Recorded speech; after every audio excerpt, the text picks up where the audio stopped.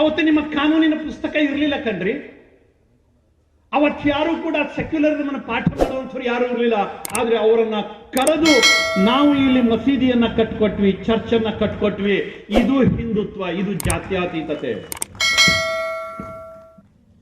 ಎಲ್ಲಿ ಹಿಂದೂ ಗಟ್ಟಿಯಾಗಿದಾನೋ ಅಲ್ಲಿ ಜಾತ್ಯತೀತತೆ ಇರುತ್ತೆ. ಎಲ್ಲಿ ಹಿಂದೂ ದುರ್ಬಲ ಆಗ್ತಾನೋ ಜಾತ್ಯತೀತತೆ ಹೆಸರಿಗೆ ಮಾತ್ರ. ಕಾಶ್ಮೀರದ ಕಣಿವೆಯಲ್ಲಿ ಜಾತ್ಯತೀತತೆ ಎಲ್ಲಿದೆ ಕಾಣ್ರಿ?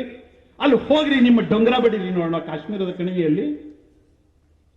ಇಲ್ಲಿ ಬಂದ್ಕೊಂಡು ಹಿಂದೂಗಳು ಜಾಸ್ತಿ ಇರುವಂತಹ ಜಾಗದಲ್ಲಿ ನಮ್ಮ ಸಮಾಜವನ್ನು ಒಡಿಲಿಕ್ಕೋಸ್ಕರ, ನಮ್ಮ ಸಮಾಜದ ಜನರ ತಲೆಯಲ್ಲಿ ಬೇಡದ ವಿಚಾರಗಳನ್ನ ತುರುಕಲಿಕ್ಕೋಸ್ಕರ ಸೆಕ್ಯುಲರಿಸಮ್ ಅನ್ನ ತುತ್ತೂರಿ ಓದ್ತೀರಿ. ಅಲ್ಲಿ ಹೋಗ್ರಿ ಹೇಳ್ರಿ, ಪಾಕಿಸ್ತಾನಕ್ಕೆ ಹೋಗ್ರಿ ಹೇಳ್ರಿ, ಡೆಲಿಗೇಷನ್ ತಗೊಂಡು ಹೋಗ್ರಿ, ಸೆಕ್ಯುಲರಿಸಮ್ ಡೆಲಿಗೇಷನ್ ತಗೊಂಡು ಹೋಗ್ರಿ, ಅಲ್ಲಿ ಹೇಳ್ರಿ. ಬಾಂಗ್ಲಾದೇಶದಲ್ಲಿ ಮೊನ್ನೆ ಹಿಂದೂಗಳನ್ನ ಬೇಯಿಸಿ ಜೀವಂತವಾಗಿ ಬೇಯಿಸಿಕೊಂಡ್ರಲ್ಲ, ಅಲ್ಲಿ ಹೋಗ್ರಿ ಹೇಳ್ರಿ ನೋಡೋಣ. ನಿಮ್ಮ ಜಾತ್ಯತೀತತೆ ತುತ್ತೂರಿಯನ್ನು ಎಷ್ಟು ಮಂದಿ ಕೇಳ್ತಾರೆ ಅಂತ ಗೊತ್ತಾಗತ್ತೆ. ಹಿಂದೂಗಳು ನಾವು ಜೀವಂತವಾಗಿದ್ರೆ ಮಾತ್ರ ಈ ದೇಶದಲ್ಲಿ, ಈ ನೆಲದಲ್ಲಿ ಜಾತ್ಯತೀತತೆ ಇರುತ್ತೆ. ಹಿಂದುತ್ವ ಅಂತಂದ್ರೆ ಜಾತ್ಯತೀತತೆ, ಹಿಂದುತ್ವ ಅಂತಂದ್ರೆ ಸೆಕ್ಯುಲರಿಸಮ್. ನಮಗೆ ಬೇರೆ ಪಾಠ ಮಾಡಬೇಕಾದಂತಹ ಅಗತ್ಯ ಇಲ್ಲ. ನಾವು ಒಂದಾಗಿ ಬದುಕಬೇಕು ಅಂತಕ್ಕಂಥ ಪಾಠ ನಮಗೆ ಬೇಕಾಗಿಲ್ಲ. ನಾವು ಒಂದಾಗಿ ಇರ್ಲಿಕ್ಕೆ ಇಷ್ಟಪಡ್ತಾ ಇದ್ವಿ. ಆದ್ರೆ ಅವರು ಒಂದಾಗಿ ನಮ್ಮ ಜೊತೆ ಇರ್ಲಿಕ್ಕೆ ಇಷ್ಟಪಡ್ತಾರ?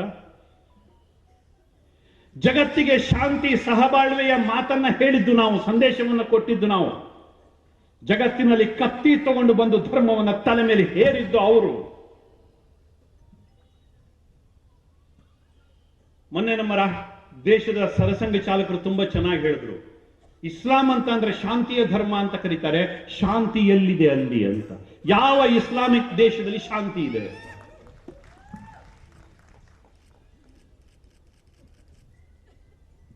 ಜನರನ್ನ ಮರಳು ಮಾಡ್ತಕ್ಕಂಥ ಪ್ರಯತ್ನ ಕಣ್ರಿ ಇವೆಲ್ಲ. ಜಗತ್ತನ್ನ ಮರಳು ಮಾಡ್ತಕ್ಕಂಥ ಪ್ರಯತ್ನ.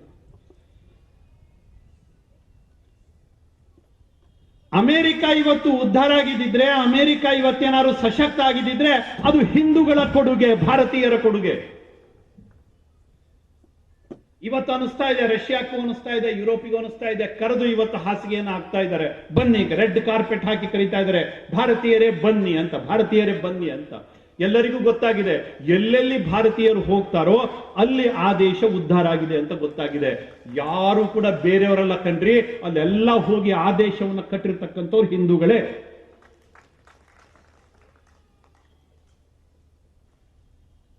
ನಮ್ಮ ಹಿಂದೂ ಡಾಕ್ಟರ್ಗಳು ಹೋದ್ರು, ಹಿಂದೂ ಟೆಕ್ನಿಷಿಯನ್ಸ್ ಹೋದ್ರು, ನಮ್ಮ ಹಿಂದೂ ಅಕಾಡೆಮಿಷಿಯನ್ಸ್ ಹೋದ್ರು, ಅವರೇನೇ ಆ ದೇಶವನ್ನ ಕಟ್ಟಿದ್ರು.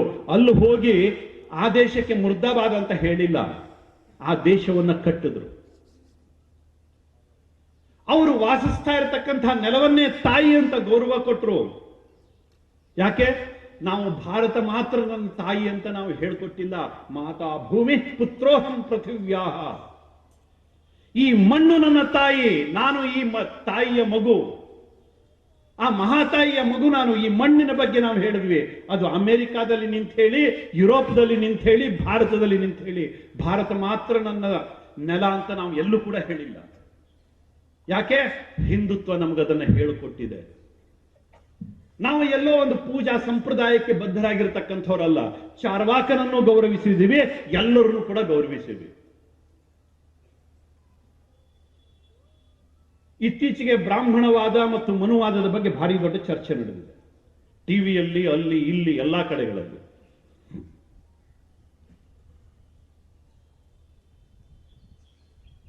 ಎಷ್ಟು ಮಂದಿ ರೀ ಮನುಸ್ಮೃತಿಯನ್ನು ಓದಿದ್ದಾರೆ? ಕುತೂಹಲಕಾರಿ ಮಾಹಿತಿಗಾಗಿ ಕೂಜಳ್ಳಿ ಟೈಮ್ಸ್ ಚಾನೆಲ್ಗೆ ಸಬ್ಸ್ಕ್ರೈಬ್ ಆಗಿ, ಪಕ್ಕದಲ್ಲಿರುವ ಬೆಲ್ ಐಕಾನ್ ಅನ್ನು ಪ್ರೆಸ್ ಮಾಡಿ.